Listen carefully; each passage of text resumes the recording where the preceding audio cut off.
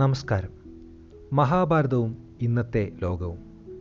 പലരും മഹാഭാരതത്തെ അമർചിത്ര കഥകളെപ്പോലെയും സിനിമകൾക്കുള്ള മൂലകഥയായും സമീപിക്കുന്ന ഇന്നത്തെ സാഹചര്യത്തിലാണ് ഞങ്ങൾ ഈ ഇതിഹാസത്തിൽ നിന്ന് മനസ്സിലാക്കിയ ഗുണപാഠങ്ങളെയും ഇന്നും നമ്മൾ നേരിടുന്ന സമാനമായ പ്രശ്നങ്ങളെയും കുറിച്ച് സംസാരിക്കുക എന്ന ഈ സാഹസത്തിന് മുതിരുന്നത്.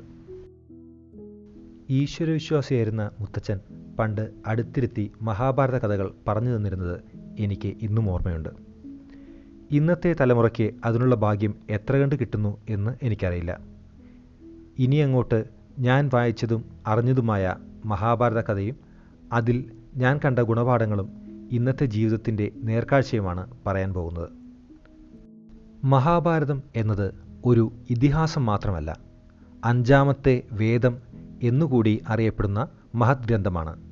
അങ്ങനെയിരിക്കെ വേദങ്ങളെക്കുറിച്ച് പറയാതെ ഈ പ്ലേലിസ്റ്റ് തുടങ്ങാൻ കഴിയില്ല. എന്താണ് വേദങ്ങൾ? മതങ്ങളെയും അവ തരുന്ന വിശ്വാസങ്ങളെയും മാറ്റി നിർത്തി ചിന്തിക്കുകയാണെങ്കിൽ ആദിമ മനുഷ്യർ ജീവിച്ചിരുന്ന കാലഘട്ടത്തിൽ അവരും മൃഗങ്ങളെപ്പോലെ തന്നെയായിരുന്നു. വിശക്കുമ്പോൾ ഇരതേടി തിന്നും, ദേഷ്യം വന്നാൽ ആക്രമിക്കും.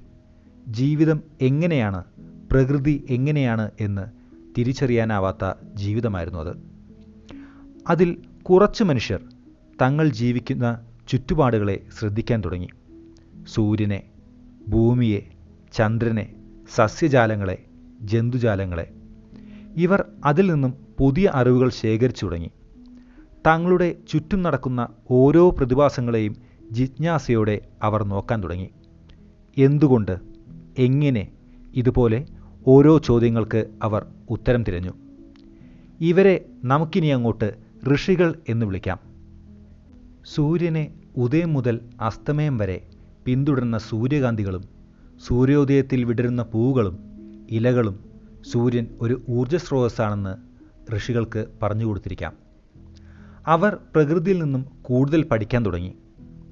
വേദങ്ങളുടെ ആരംഭവും അവിടെയാണ് തുടങ്ങിയത്. അമ്മയായ പ്രകൃതിയിൽ നിന്നും ശേഖരിച്ച ആ അറിവുകൾ ഋഷികൾ തങ്ങളുടെ ചുറ്റുമുള്ള മറ്റു മനുഷ്യർക്ക് പകരുവാൻ തീരുമാനിച്ചു. മൃഗങ്ങളുടെ സ്വഭാവമുള്ള മനുഷ്യർ അന്ന് തന്നേക്കാൾ ശക്തിയുള്ളതിനെ മാത്രമാണ് ഭയപ്പെട്ടിരുന്നതും അനുസരിച്ചിരുന്നതും. ഋഷികൾ അവർക്ക് പ്രകൃതി എന്ന മാതാവിനെ പരിചയപ്പെടുത്തി. അവൾ എല്ലാറ്റിനേക്കാൾ ശക്തിയാണെന്ന് കാണിച്ചു കൊടുത്തു. സൂര്യൻ്റെ പ്രകാശവും ഊർജവും, അഗ്നിയുടെ ചൂട്, നദിയുടെ ഒഴുക്ക്, അങ്ങനെ ഓരോ ശക്തികളെയും ആരാധിക്കാനും അവയെ ഉപയോഗിക്കാനും പഠിപ്പിച്ചു. പ്രകൃതിയെക്കുറിച്ചുള്ള സത്യങ്ങളും അവയെ എങ്ങനെ ആരാധിക്കുകയും ഉപയോഗിക്കുകയും ചെയ്യണമെന്നും ഓരോ സസ്യങ്ങളും എങ്ങനെ രോഗങ്ങളെ ചെറുക്കാൻ സഹായിക്കുന്നുവെന്നും അവർ കുറിച്ചുവെച്ചു. മനുഷ്യന് ചിട്ടയായ ജീവിത രീതികളും മനസ്സിൻ്റെ ആരോഗ്യത്തിന് കലകളും വേണമെന്നും അവർ മനസ്സിലാക്കി കൊടുത്തു.